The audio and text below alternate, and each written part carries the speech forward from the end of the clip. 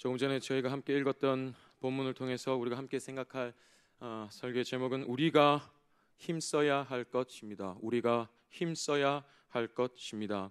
사실 조금 전에 읽었던 본문은 너무너무 유명한 본문 중에 하나입니다.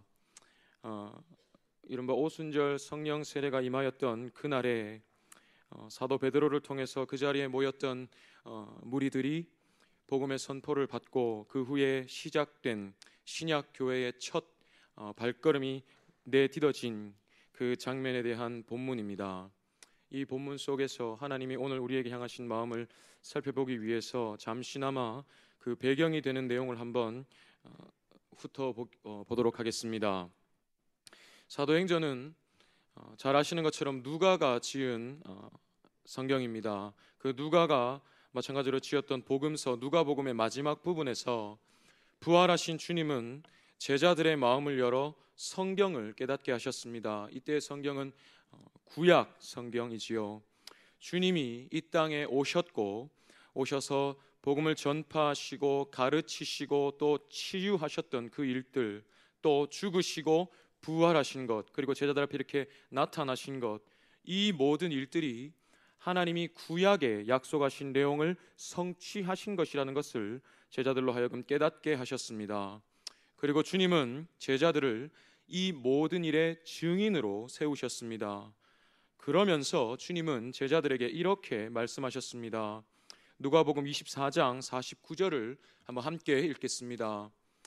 볼지어다 내가 내 아버지께서 약속하신 것을 너희에게 보내리니 너희는 위로부터 능력으로 입혀질 때까지 이 성에 머물라 하시니라.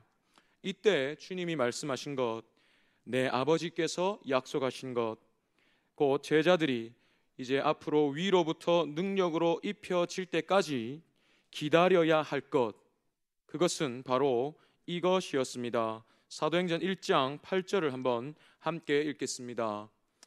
오직 성령이 너희에게 임하시면 너희가 권능을 받고 예루살렘과 온 유대와 사마리아와 땅끝까지 이르러 내 증인이 되리라 하시니라.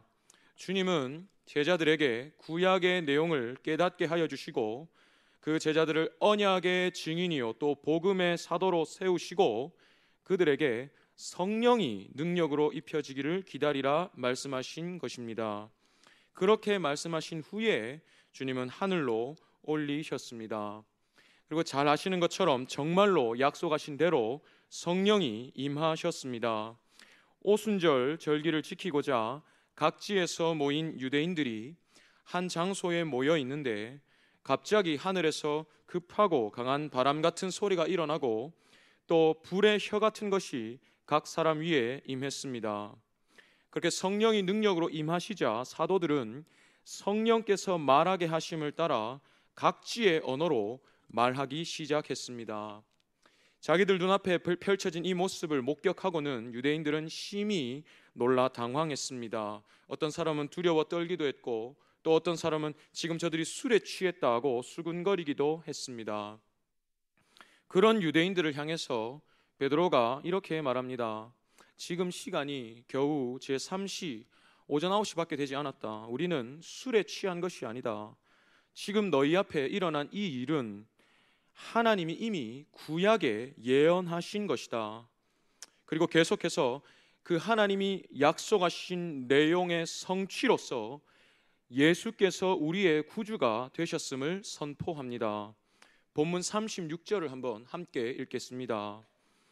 그런즉 이스라엘 온 집은 확실히 알지니 너희가 십자가에 못 박은 이 예수를 하나님이 주와 그리스도가 되게 하셨느니라 하니라. 성령의 능력이 함께하는 이 복음의 선포 앞에 유대인들이 보인 반응은 이러했습니다. 본문 37절 한번 함께 읽겠습니다. 그들이 이 말을 듣고 마음에 찔려 베드로와 다른 사도들에게 물어 이르되 형제들아 우리가 어찌할꼬 하거늘. 지금 이 유대인들은 오순절 절기를 지키기 위해서 각지에서 예루살렘으로 모여든 사람들이었습니다. 그만큼 이들은 경건한 유대인들이었습니다. 하지만 그들은 여전히 구약의 메인체로 예수 그리스도로 말미암아 이제 시작된 신약의 은혜를 아직 알지 못했기 때문에 이러한 복음의 선포 앞에서 내가 어떻게 해야 할지 어찌할 바를 몰랐던 것입니다. 그런 유대인들에게 베드로는 성령을 힘입어서 계속해서 이렇게 말합니다. 본문 38절로 40절을 한번 함께 읽겠습니다. 베드로가 이르되 너희가 회개하여 각각 예수 그리스도의 이름으로 세례를 받고 죄 사함을 받으라. 그리하면 성령의 선물을 받으리니 이 약속은 너희와 너희 자녀와 모든 먼데 사람 곧 주 우리 하나님이 얼마든지 부르시는 자들에게 하신 것이라 하고 또 여러 말로 확증하며 권하여 이르되 너희가 이 패역한 세대에서 구원을 받으라 하니. 베드로의 말은 이런 것입니다. 회개하라. 죄에서 돌이켜라. 하나님께 나아갈 유일한 길 되시는 이 예수를 구주로 영접해라. 그분만을 믿기로 결단하고 그분의 이름으로 세례를 받아라. 그럼으로써 너희 죄를 사함 받아라. 그리하면 너희도 지금 우리처럼 성령을 선물로 받을 것이다. 우리에게 일어난 이 일처럼 성령께서 너희 안에도 내주해 주실 것이다. 이 약속은 우리에게만 주신 것이 아니고 모든 역사 속에서 하나님이 부르시는 모든 택한 자들에게 주신 것이기 때문이다. 그러니 너희도 이 사실을 믿고 오늘 구원을 받으라. 성령께서 하신 이 복음의 선포는 능력을 발휘했고 성경 말씀에 이 날에 신도의 수가 3,000이나 더했다고 말씀합니다. 결국 주님은 제자들로 하여금 성경 말씀, 구약의 언약을 깨닫게 하시고 이 언약의 증인, 복음의 사도로 제자들을 세우시고 성령을 보내주셔서 그분을 힘입어 이 언약의 복음을 선포케 하셨고 그것을 받고 믿는 자가 생겨나게 하시고 교회가 세워져 가게 하셨습니다. 이로써 신약의 역사, 오늘날 우리에까지 이르는 이 교회의 역사가 시작된 것입니다. 그리고 그렇게 시작되었던 그 신약 교회의 모습은 이런 것이었습니다. 본문 42절을 한번 함께 읽겠습니다. 그들이 사도의 가르침을 받아 서로 교제하고 떡을 떼며 오로지 기도하기를 힘쓰니라. 사실 이 말씀을 원어로 찾아보면 저 오로지라고 하는 단어는 원어에 없습니다. 언뜻 이 말씀을 읽으면 사도의 가르침을 받았구나, 서로 교제하고 떡을 뗐구나, 그러면서 기도하기를 정말로 집중하며 힘썼구나라고 읽을 수 있지만 사실 원문에는 오로지라는 말은 없습니다. 다만 힘쓰다로 번역된 말이 있는데 이 힘쓰다는 말은 사도의 가르침을 받아 서로 교제하고 떡을 떼며 기도하는 일, 이 모든 것을 통틀어서 힘썼다라고 이야기합니다. 이 힘쓰다로 번역된 원문은 단순히 그냥 그들이 그런 일에 뭔가 노력을 기울였다 정도로만 해석할 수 있는 단어가 아닙니다. 첫째로 지속적인 의미가 있습니다. 계속해서 사도의 가르침을 받았고 서로 교제했고 떡을 뗐고 계속해서 기도했다. 이런 계속적인 지속적인 의미가 첫째로 있습니다. 둘째로 헌신했다는 의미가 있습니다. 그냥 단순히 그런 노력을 했다 이런 차원이 아닙니다. 그것을 계속해서 해나가기 위해서 내 힘과 모든 노력을 쏟아 부었다.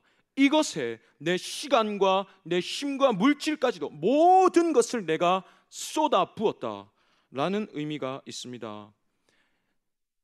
성령의 세례를 받아서 세워져 갔던 신약교회의 원래의 모습은 사도의 가르침을 받는 일과 서로 교제하는 일과 떡을 떼는 일과 기도하는 일에 전심전력하는 모습이었습니다.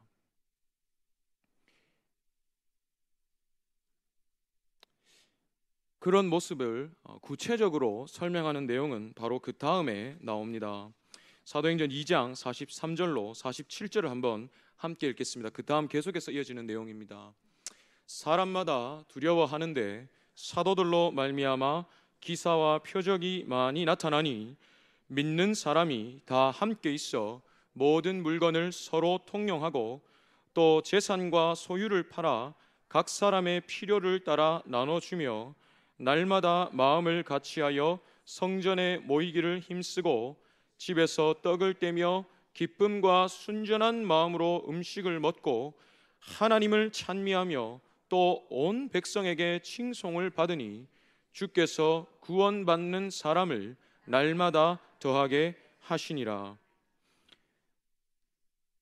공동체 안에, 교회 공동체 안에 주의 사랑이 가득하여 서로가 서로의 필요를 채워주고 또 날마다 마음을 같이하여 성전에 모이기를 힘쓸 뿐만 아니라 성전에서도 마찬가지고 집에서도 가정에서도 나를 구원하신 이 하나님에 대한 은혜와 감격이 넘쳐나므로 조금 전에 읽어드렸던 사도의 가르침을 받는 일, 서로 교제하는 일, 떡을 떼는 일, 기도하는 일에 전심으로 매 순간 전력했던 모습이 최초의 신약 교회의 모습이었습니다. 이 모습, 이러한 신약 교회의 모습이 오늘 우리에게도 있기를 간절히 기도합니다. 그러면 이러한 모습을 가졌던 자들에게 나타났던 현상이라 할까요? 그것이 무엇이었는지는 그 다음 장 사도행전 3장 첫 부분에 나옵니다. 사도행전 3장 1절에서 6절을 한번 함께 읽겠습니다. 제9시 기도 시간에 베드로와 요한이 성전에 올라갈새 나면서 못 걷게 된 이를 사람들이 메고 오니 이는 성전에 들어가는 사람들에게 구걸하기 위하여 날마다 미문이라는 성전 문에 두는 자라. 그가 베드로와 요한이 성전에 들어가려 함을 보고 구걸하거늘 베드로가 요한과 더불어 주목하여 이르되 우리를 보라 하니 그가 그들에게서 무엇을 얻을까 하여 바라보거늘 베드로가 이르되 은과 금은 내게 없거니와 내게 있는 이것을 내게 주노니 나사렛 예수 그리스도의 이름으로 일어나 걸으라 하고 사도의 가르침을 받는 일에 전심을 다하고 서로 교제하며 사랑을 나누는 일에 전심을 다하고 떡을 떼며 또 기도하는 일에 전심을 다했던 그 신약 교회의 성도들에게서 나타났던 현상은 예수 그리스도가 나타난 것입니다. 미문에서 날마다 구걸하던 그 거지를 베드로와 요한이 보고 무엇을 주겠다 말합니까? 내가 무엇을 얻어먹을 수 있을까 바라보는 그 거린에게 베드로와 요한이 무엇을 줍니까? 은과 금은 내게 없거니와. 사실 정확하게 얘기하면 은과 금이 있어도 내가 너에게 줄 것은 오직 주 예수 그리스도의 이름, 이것을 내가 너에게 주노니 일어나 걸어라 라는 것이었을 겁니다. 사랑하는 여러분, 우리 고신교회가 신앙의 표준으로 삼는 그 웨스트민스터 대요리 문답 154문에 질문이 이렇게 나옵니다. 한번 154문을 읽어보겠습니다. 그리스도께서 자기 중보의 혜택을 그 몸된 교회에 전달하시는 외적 방편은 무엇인가? 우리를 위해서 즉 십자가에 달려 돌아가신 그 예수 그리스도께서 자신이 이루신 하나님과 우리 사이의 그 중보의 은혜의 혜택을 당신의 몸된 교회에게 전달하여 주시는 방법이 무엇인가입니다. 그 방법을 이렇게 고백합니다. 한번 함께 읽겠습니다. 그리스도께서 자기 중보의 혜택을 그 몸된 교회에 전달하시는 외적 또는 일반적인 방편은 그의 모든 규례인데 특별히 말씀과 성례 및 기도이다. 이 모든 것은 택함을 입은 자들을 구원에 이르게 하는데 유효하다. 예수 그리스도께서 이루어 주신 그 은혜가 당신의 몸된 교회인 우리에게 전하여지는 방법은 세 가지입니다. 말씀과 성례 그리고 기도입니다. 성례가 무엇입니까? 세례와 성찬. 세례와 성찬이 이루어지는 예배라고 할 수 있습니다.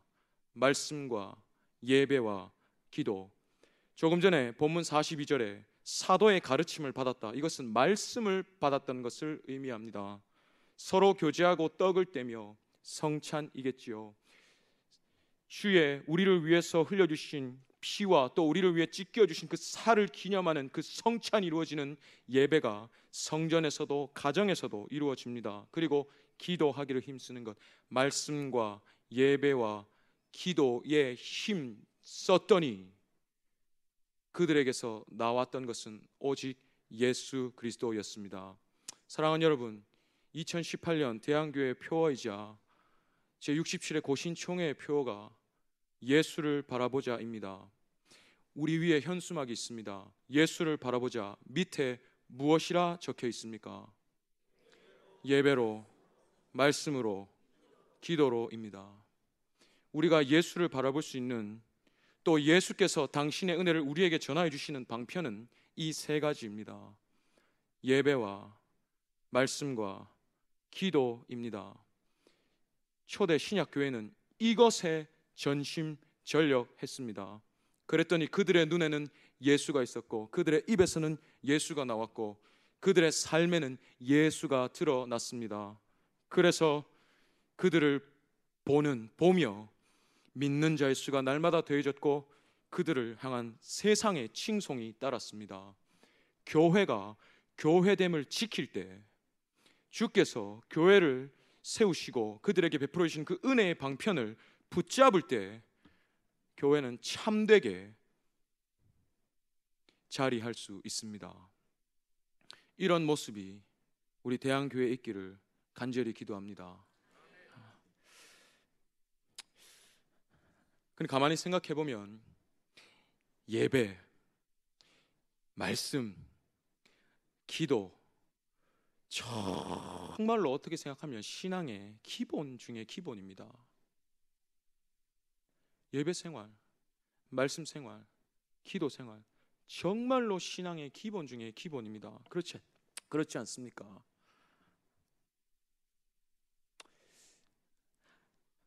그런데 젊은 사역자로서 가져볼 수 있는 패기로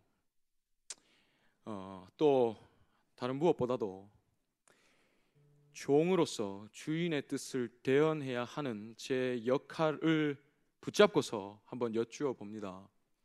저 신앙의 기본을 이 자리에 계신 여러분은 지키고 계십니까?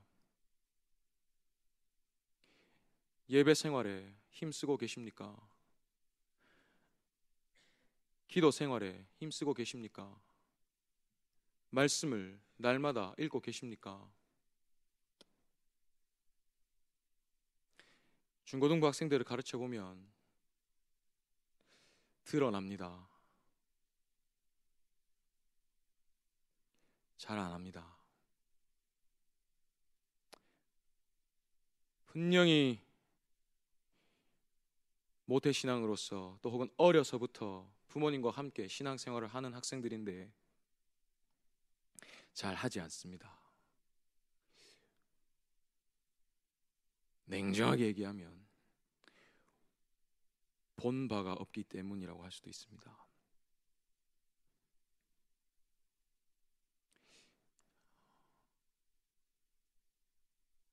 저것만이 우리가 예수 그리스도의 은혜를 누릴 수 있는 방편이고 저것만이 중보의 은혜가 주어질 수 있고 또 우리가 저것을 통해서만 예수 그리스도를 참되게 바라볼 수 있는데 숨 쉬는 것과 같은 저 기본 중의 기본이 우리 안에 있지가 않습니다. 비단 우리 교회만이 아니라고 생각합니다. 교회의 사이즈는 갈수록 커져갑니다. 제가 황령산에 올라가 봤습니다. 야경을 보니까 부산 시내만 해도 빨간 십자가가 온 시내를 뒤덮고 있습니다. 복음이 대한민국을 덮었다고 이야기합니다. 그런데 왜 갈수록 교회는 힘을 잃어갑니까? 왜 갈수록 교회에 대한 세상의 시선은 차가워지기만 할까요?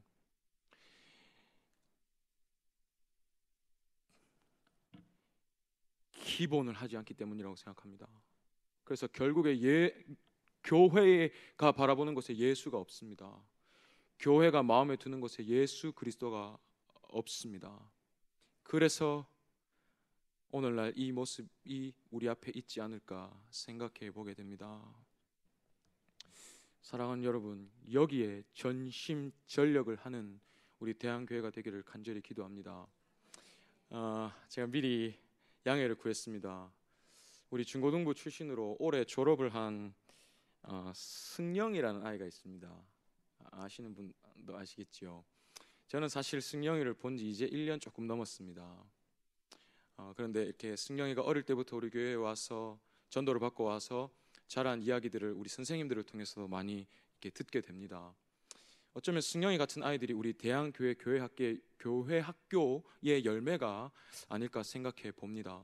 믿지 않는 가정에서 학생 때 전도를 받고 와서 주름을 영접하고 본인의 신앙을 키워나가는, 그리고 이제 청대부에 자리를 하고 있는데요. 근데 사실 제가 승영이를 처음 만났을 때 승영이 본인도 자기의 상태에 대해서 이야기를 많이 했습니다. 대화를 나눈 내용입니다.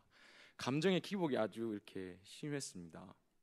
아주 뜨거웠다가 또 아주 한없이 차갑게 식었다가 이 기복이 아주 심했습니다. 또 1년에 병원에 입원하는 일수가 아주 많았다고 제가 또 들었었습니다. 그런데 승영이가 불과 1년 전 지금과만 생각해도 아주 많이 변했습니다. 본인도 그렇게 고백을 합니다. 생각해 보았습니다. 하나님, 승영이가 어떻게 이렇게 자랐습니까? 물론 하나님이 신실하게 인도하신 것죠, 신뢰하지만 그 1년 사이에 무엇이 달라졌기에 승영이가 이렇게 자랐습니까? 생각해 보았습니다. 잘 아시겠지만 승영이 정말 기도도 열심히 합니다. 예배상도 열심히 합니다. 수요 예배도 거의 빠지지 않고요, 금요 기도도 거의 빠지지 않고 새벽 기도도 가끔씩 힘써서 나옵니다. 교복을 입고 와서 새벽 기도에 참석하고 또 기도할 때 누구보다 뜨겁게 큰 소리로 기도도 합니다. 그런데 그랬던 승영이가 이 감정의 기복이 참 심해서 본인도 아주 많이 힘들어하고 저와 대화도 많이 나누었습니다. 승영이가 달라진 거 딱 하나 있습니다. 성경을 읽기 시작했습니다.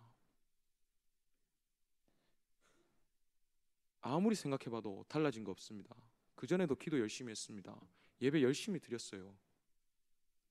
근데 성경을 읽기 시작했습니다. 승영이가 성경 내용을 다 이해할까요? 아닙니다. 말씀을 그저 읽기 시작했습니다.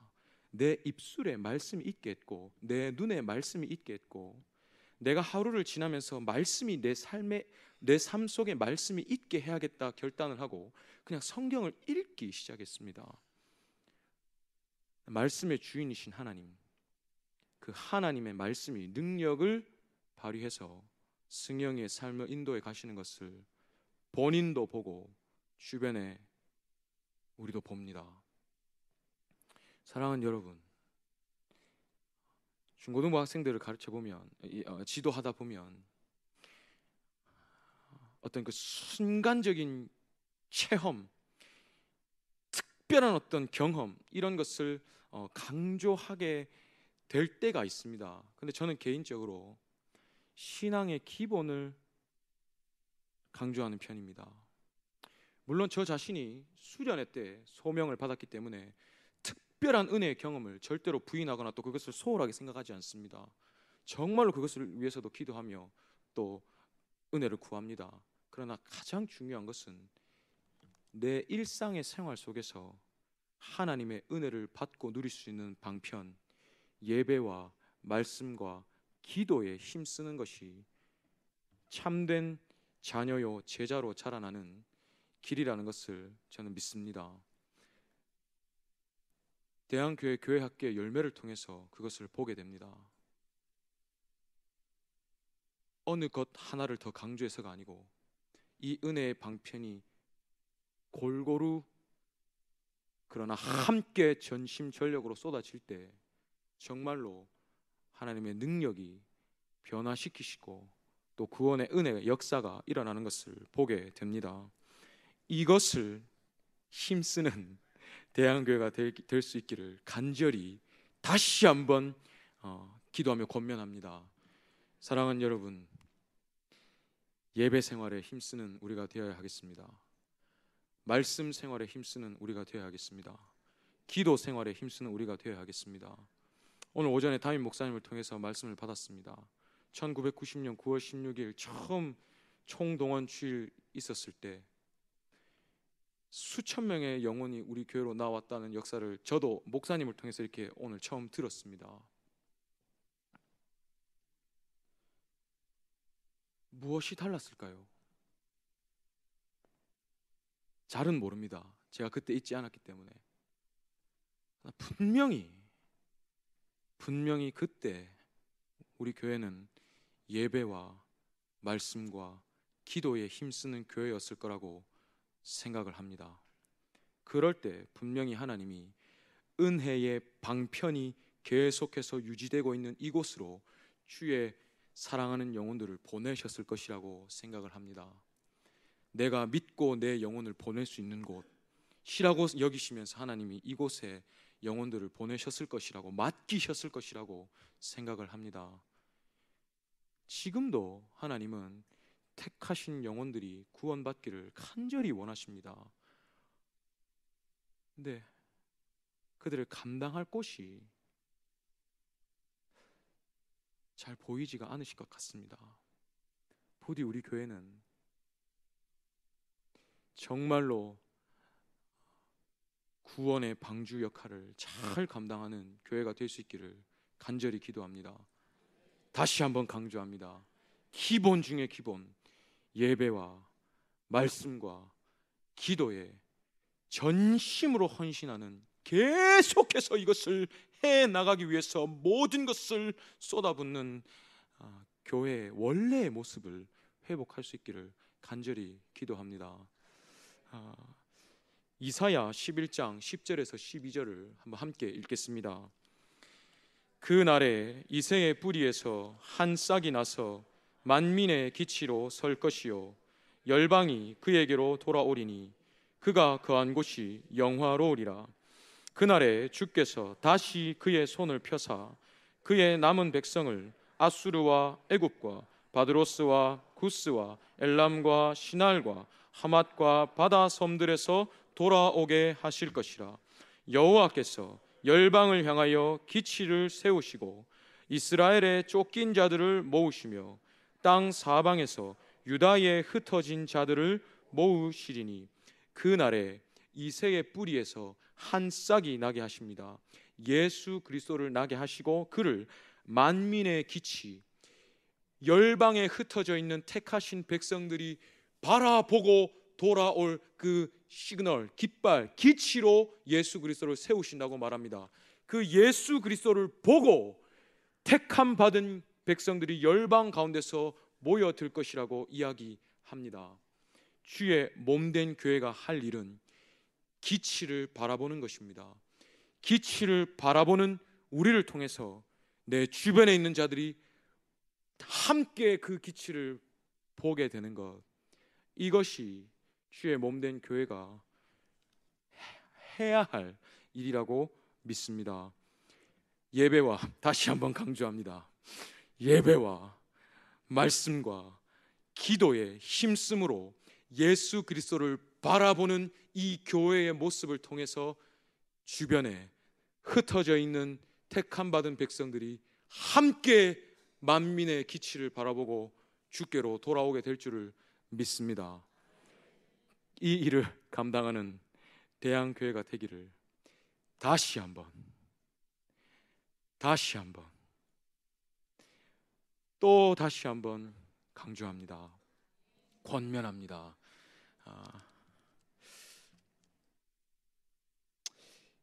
저는 이렇게 배웠습니다. 무언가 복잡한 일들이 많이 일어나고 뭔가 내 시선과 마음을 빼앗는 일들이 계속해서 일어나서 내 시선과 마음이 계속해서 흔들리고 정신이 없을 때는 기본으로 돌아가라고 저는 배웠습니다.